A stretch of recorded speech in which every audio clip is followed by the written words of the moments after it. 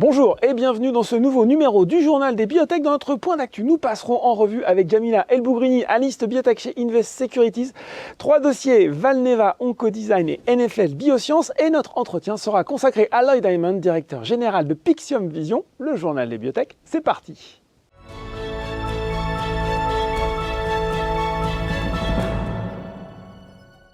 Et je retrouve pour ce point d'actualité, dernier point d'actualité avant les vacances, Jamila El-Bougrini, analyste biotech chez Invest Securities. Bonjour Jamila. Bonjour Laurent. Bon, avant de se quitter, il y a quand même quelques sujets à aborder et bien sûr, ça ne surprendra personne tant ce n'est pas très original, mais en même temps, il y a toujours des choses à dire. C'est notre fil rouge sur Valneva avec cette bonne nouvelle qui est tombée fin juin, cette autorisation enfin tant attendue de mise sur le marché du vaccin contre le Covid-19. Précision importante comme primo-vaccination chez les adultes de 18 à 50 ans. On voit que ça a eu un effet sur le titre, on voit qu'après le cours s'est un petit peu replié. C'était une nouvelle attendue, presque déjà jouée, mais elle fait du bien quand même, non Jamila, cette nouvelle? Elle fait du bien et pour le coup, moi je partage pas forcément votre avis sur le fait que c'était totalement joué. Il y a quand même eu beaucoup de rebondissements et de suspense sur le sujet. Donc effectivement, il y a eu quand même un gros travail fourni par Valneva pour faire en sorte que son vaccin soit rendu visible, notamment auprès de la Commission européenne, et puis pour défendre également les atouts que présentait ce vaccin par rapport à ce qui existait et ce qui avait déjà été approuvé sur ce marché-là en particulier. Donc oui, ça a fait du bien. Comme vous disiez, c'est vrai qu'après cette bonne nouvelle, le titre a aujourd'hui se dégrade un petit peu, en tout cas est en repli. Ça s'explique par différentes choses. C'est qu'effectivement, après cette autorisation, ce qu'on attend surtout, c'est un contrat qui soit aujourd'hui ferme et solide et qui permette de commercialiser sur l'Union européenne, puisque certes aujourd'hui le vaccin est autorisé par l'agence réglementaire et par la Commission européenne, mais ce qu'on attend, ce sont surtout des contrats qui vont permettre à Valneva de générer du chiffre d'affaires, puisque c'est un peu l'enjeu en bout de chaîne. Et là-dessus, force est de constater qu'on est quand même encore sur une situation, dans un scénario de suspense. On ne sait pas exactement ce qu'il en est. On avait une deadline qui était au 12 juin pour une décision définitive de la Commission européenne. Et il se trouve que à un mois post-deadline, on est toujours en attente d'une réaction de la part de la Commission européenne. Donc c'est plutôt bon signe parce que ça laisse supposer que c'est toujours en négociation. Mais bon, qui dit négociation, c'est que il est très probable que les deux parties n'arrivent pas à se mettre d'accord. Et c'est probablement plutôt en défaveur de Valneva qui ne doit pas trouver son compte dans les indications qui lui ont été fournies jusqu'à aujourd'hui. Donc voilà, c'est vrai qu'on a encore... nous sommes en attente de savoir ce qui va être décidé et de savoir si cette autorisation va effectivement déboucher sur des contrats et sur du chiffre d'affaires généré derrière tout ça. Oui, alors qu'on assiste en ce moment à quand même un redémarrage, entre guillemets, une nouvelle vague un petit peu de Covid, notamment en France. Est-ce que on voit qu'on commence à parler de rappel vaccinatoire pour les plus âgés? Est-ce que finalement cette limitation de primo-vaccination de 18 à 50 ans, c'est pas aussi une limitation quelque part pour Valneva? Eh bien, si, effectivement, c'est un peu le problème de Valneva depuis le début d'année, c'est qu'on voit bien que le marché de la primo-vaccination est en déclin, puisque la plupart des gens sont vaccinés aujourd'hui. Si on prend le cas de la France, qui est quand même un des pays où il reste encore le plus grand nombre en tout cas Europe occidentale, le plus grand nombre de personnes non vaccinées, on est sur un ratio à peu près de 20-80, donc 80% de personnes totalement, en tout cas qui ont reçu au moins un vaccin, alors qu'on a 20% de personnes qui n'ont pas encore reçu de vaccin. Donc il y a encore un marché qui existe. À l'échelle de l'Union européenne, on estime que c'est de l'ordre de 15%. Mais c'est vrai que cette part du marché est en déclin et qu'aujourd'hui, il y a certes un rebond dans le taux de contamination. Mais ce qu'on constate également, c'est que le taux d'hospitalisation, lui, reste relativement bas. Donc c'est ce qui explique aussi qu'on n'a pas cette espèce d'inquiétude qu'on a pu avoir sur les précédentes vagues, ne serait-ce qu'en termes de mise en place de dispositifs à l'échelle gouvernementale. Et donc, il y a bien un nouveau marché qui se crée sur le marché du rappel, sauf que ça n'est pas le positionnement de Valneva pour le moment, malheureusement. Aujourd'hui, elle est vraiment sur une autorisation en primo-vaccination chez les 18-50 ans. alors que le marché qui s'ouvre sur le rappel concerne plutôt des vaccins qui ont démontré une efficacité en tant que rappel, et tant qu'à faire en tant que rappel hétérologue, ce qui n'a pas encore été démontré par Valneva. Des études sont en cours, mais ça n'est pas encore confirmé. On explique peut-être, Jamina, rappel hétérologue. Oui. Alors, la vaccination de rappel hétérologue, ce sont des vaccins qui montrent une efficacité en tant que rappel avec des vaccins qui sont différents, qui sont différents, alors que sur le rappel homologue, on ne parle que d'un même vaccin qui est utilisé à la fois en primo-vaccination et sur les vaccinations de rappel. Et effectivement, là, il y avait un enjeu puisque sur les premiers vaccins qui avaient été distribués, on avait des choses qui étaient très différentes. Donc, l'idée sur les vaccins de rappel, c'était de démontrer la capacité à restimuler la réponse immunitaire, quel que soit le vaccin qui aurait été reçu en primo-intention. Donc là-dessus, Valneva a un peu de retard puisqu'effectivement, elle a démontré une efficacité en tant que rappel homologue, c'est-à-dire avec son propre vaccin. En revanche, sur les vaccins hétérologues, à savoir les vaccins ARN messager et les vaccins à adénovirus, pour le moment, la preuve d'efficacité n'a pas encore été faite, les études sont encore en cours. Et c'est là-dessus, sur ces points-là, où effectivement, Valneva n'est pas forcément en meilleure position, puisque ce marché de rebond s'adresse surtout aux vaccins de rappel hétérologues, alors que Valneva, aujourd'hui, n'a une autorisation que pour la primo-vaccination. Bon, la série n'est pas finie, on aura sans doute l'occasion d'en reparler. Autre société dont je voulais parler avec vous, Jamila, Oncodesign, qui a annoncé la séparation de ses deux branches d'activité, services biotech. Pas forcément simple de prime abord à comprendre pour l'investisseur individuel. Est-ce que vous pourriez décrypter pour nous l'opportunité et l'intérêt de cette opération ?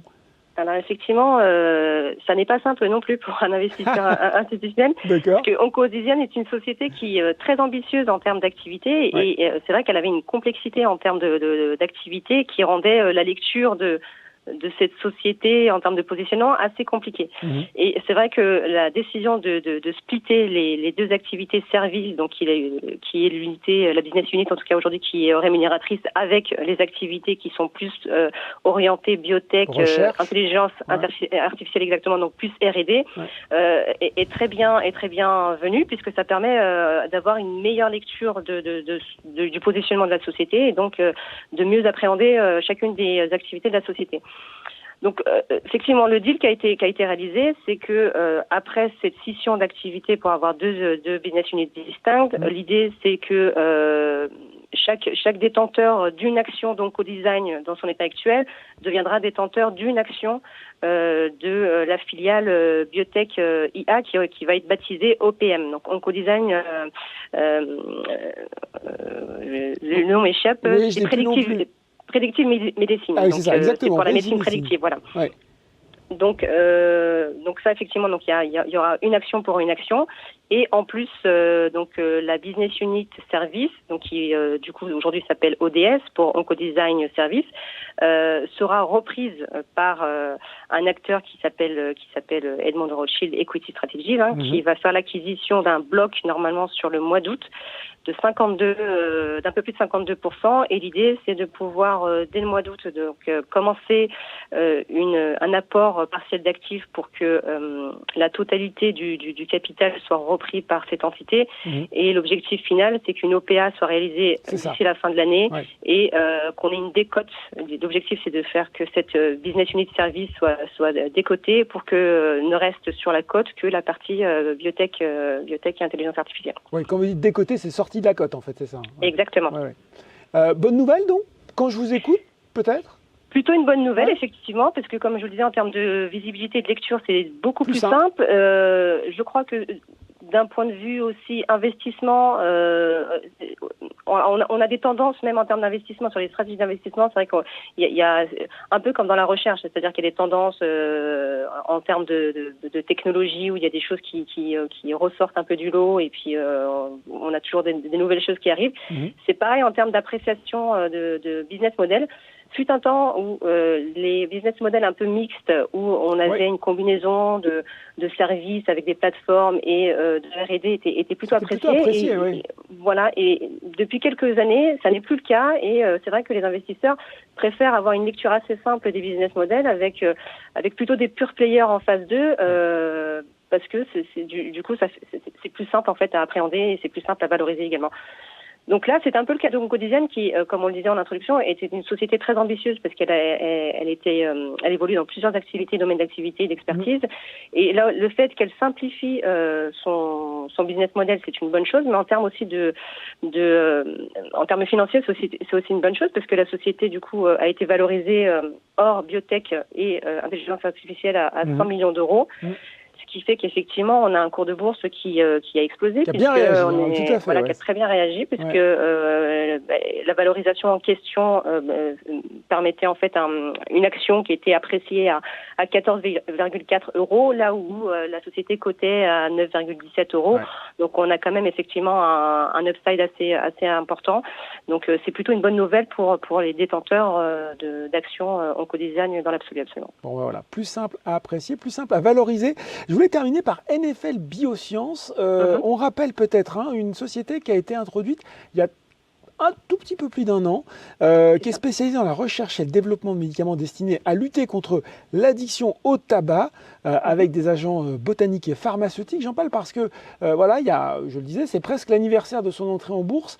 Une action qui est pas mal attaquée, qui est très volatile ces derniers temps. Peut-être l'occasion de faire le point, voilà, après un an de cotation sur ce titre et ses perspectives. Pas forcément dû à un news flow qui pourrait expliquer les mouvements boursiers, mais en tout cas c'est une société, comme vous le disiez, qui s'est cotée il y a bientôt un an, qui a bien évolué, donc son positionnement était assez clair. Donc le but c'est vraiment de développer des molécules qui ont pour but de désensibiliser des personnes à des addictions. Donc en l'occurrence sur leur programme le plus avancé, on est sur le tabac, avec une phase 2-3 qui a été initiée sur ce début d'année et qui devrait délivrer des résultats au T1 2024, puisque l'idée c'est de pouvoir démontrer justement comment on appelle ça, une désensibilisation, en tout cas le terme m'échappe, pardon. Mais en gros, qu'on arrive un peu à se sevrer, quoi. C'est un peu le but. C'est exactement le terme. Donc c'est démontrer le sevrage, absolument. Merci. Alors, en fonction de l'agence réglementaire, puisqu'elle est en négociation, en tout cas en discussion avec la FDA et l'EMA, on a des critères qui sont différents. Donc l'idée, c'est de montrer une abstinence continue à 4 semaines avec la FDA et de 6 mois avec l'IMA, sachant qu'on a un follow-up, donc un suivi des patients sur 24 mois, donc ce qui effectivement nous ramène au T1 2024 sur les résultats finaux. Et donc la société avance plutôt bien sur l'exécution depuis l'introduction en bourse. Il n'y a pas trop de retard par rapport à ce qui avait été annoncé. On a un petit décalage entre 3 et 6 mois. Donc ça reste plutôt bien absorbé.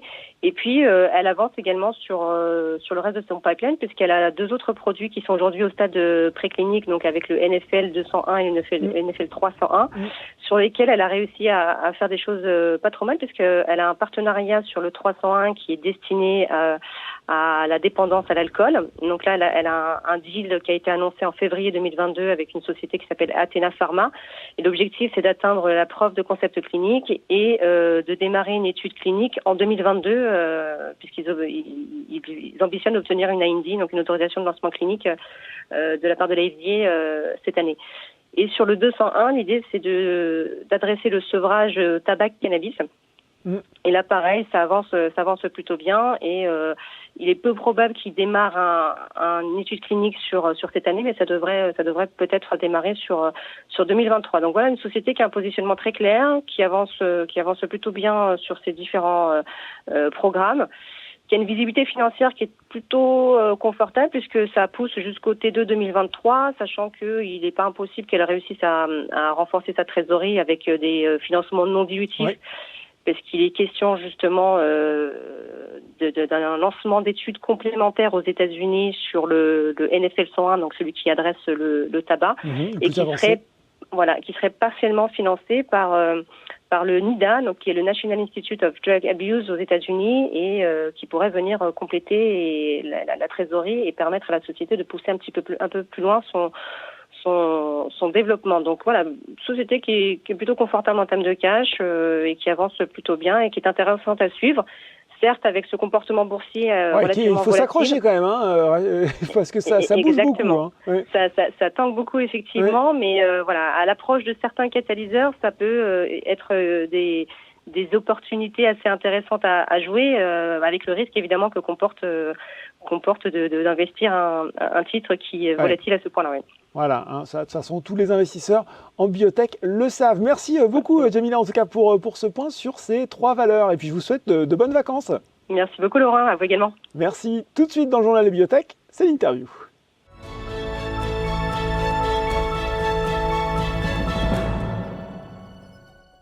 Et je reçois pour l'entretien du journal des biotech Lloyd Diamond, directeur général de Pyxium Vision. Bonjour Lloyd. Bonjour Laurent. Alors Lloyd, on s'est parlé la dernière fois dans le journal des biotech, c'était en 2019. Le temps passe vite, déjà presque 3 ans. Justement, en une question, on va essayer de résumer, sans doute en étant synthétique, ces 3 ans et les développements effectués par Pyxium durant cette période. Et notamment, bien sûr, le sujet principal, c'est le déroulement de cette étude pivotale Primavera pour votre dispositif Prima dans la DMLA sèche. Qu'est-ce qui s'est passé pendant toute cette période, Lloyd ? Eh bien, Laurent, il y avait 3 avancées très importantes. Je dirais juste pour la petite synthèse. Comme vous l'avez évoqué, on a une étude pivotale en cours, donc Primavera. Par contre, on a fait 3 études cliniques en cours. Donc, pour ce qui concerne l'étude française, on arrive à échéance de 48 mois de données qu'on va bientôt publier, au fait. Et en plus, on a une étude américaine, pour le rappel, en cours. Au fait, nous allons terminer les implantations des 5 patients cette année aussi. Il faut dire qu'on avait un petit break, si je peux dire ça, grâce à Covid, ou à cause de Covid, mais ça continue quand même. Et bien sûr, comme vous avez dit, notre étude pivotale Primavera qui est en cours de recrutement. Ça, c'est la première avancée très importante. Deuxièmement, nous continuons les levées de fonds pour financer les études en cours et pour préparer les commercialisations de Prima. Je vais juste vous dire que depuis mon arrivée en 2019, nous avons levé environ 28 millions d'euros sur les marchés principalement en Europe, mais aussi des investisseurs américains. Et troisièmement, nous progressons sur les avancées de la plateforme Prima avec une amélioration des algorithmes de traitement d'image. Donc, c'est des avancées vraiment produites. Un accord avec l'Université de Stanford pour une collaboration autour du développement de la prochaine génération d'implants Prima qui permettrait de donner une vision même plus détaillée de ce qu'on a aujourd'hui. Et dernièrement, on a lancé la rééducation à distance où les patients peuvent suivre leur rééducation en dehors de la clinique à leur maison. Bon, donc voilà, c'est les trois avancées les plus importantes depuis 2019. Ouais, beaucoup de choses et on voit que le produit donc continue à progresser. Puis vous l'avez dit, il y a effectivement parmi les bonnes nouvelles récentes qui ont été annoncées par Pyxium, l'approbation de la FDA, l'autorité de santé américaine, pour l'extension de l'étude de faisabilité. Et vous avez mentionné ce nom prestigieux puisqu'il inclut l'université de Stanford comme nouveau site clinique. C'est quand même une très belle référence, ça. Ah ben oui, et en plus, cela a beaucoup de sens parce que il faut au fait se rappeler que Stanford est à l'origine du développement de l'implant Prima. Donc, ça a revenu chez eux quand même quelque part. Voilà. Vous avez réaffirmé récemment votre confiance dans le déroulement de cette étude et donc des premiers résultats qui devraient tomber d'ici la fin de 2022. Ce calendrier, il est maintenu au moment où on se parle, Lloyd ? Oui, tout à fait. D'ailleurs, comme j'ai dit, on continue quand même les implantations des patients dans l'étude de Primavera et on vise quand même terminer toutes les implantations vers la fin de 2022. Ouais. Si on se projette un peu à la fin de 2022, Lloyd, et les résultats, allez, ils sont bons, c'est tout ce que je vous souhaite. Est-ce que vous pourriez dérouler pour nous la feuille de route de Pyxium Vision à partir de ce moment-là? Voilà, vous avez les résultats, ils sont bons. Qu'est-ce qui se passe après? Alors, nous comptons avec ces données soumettre aux autorités européennes la demande du marquage CE. Donc, déjà, ça sert à ça, une étude pivotale. Après l'approbation vers la fin 2024, nous lancerons Prima sur le marché européen. Nous sommes en train aussi de développer une base de clients futurs quand même, parce que c'est les mêmes cliniques qui participent à notre étude pivotale Primavera. Actuellement, il y a 17 cliniques dans 6 pays européens qui, en fait, deviendront nos prochains clients. Ouais. Nous comptons soumettre les mêmes données à la FDA en complément des données américaines pour l'approbation aux États-Unis aussi. Bon, donc le plan de marche est déjà un petit peu établi, on voit ce qui se profile. Il faut parler aussi, fin juin, il y a eu cette annonce qui parle peut-être moins aux investisseurs, c'est pour ça je pense que c'est intéressant de l'expliquer, l'élargissement du conseil d'administration, deux nouveaux membres, on a Anja Kramer qui est directrice générale de Turn Biotechnology, société à l'origine d'une technologie RNM exclusive qui vise à lutter contre les effets du vieillissement, et on a Auguste Moretti, directeur financier de l'entreprise de thérapie génique 4D Molecular Therapeutics. Deux nominations qui vont porter finalement à 8 le nombre des membres du conseil d'administration. Pourquoi avoir décidé ce renforcement du board, et puis qu'est-ce que vous en attendez, qu'est-ce que vous en espérez? Alors, il y a deux raisons principales qu'on a décidé de renforcer le conseil d'administration. Premièrement, nous visons la commercialisation, comme ce que je viens de dire. Et Anja et Auguste, ils ont beaucoup d'expérience dans les sociétés commerciales biotech, medtech, surtout avec des technologies innovantes, parce qu'il faut dire que comme Prima, c'est une technologie innovante qui répond à un besoin médical non adressé. C'est bien d'avoir ces expériences quand même au niveau du conseil d'administration. En outre, Pixium souhaite attirer plus les investisseurs américains. Oui. En plus, pour vous rappeler, l'été dernier, nous avons fait rentrer dans le capital de Pixium des investisseurs institutionnels américains, et nous souhaitons aussi renforcer cette base. Donc, ça, c'est voilà, les deux raisons principales.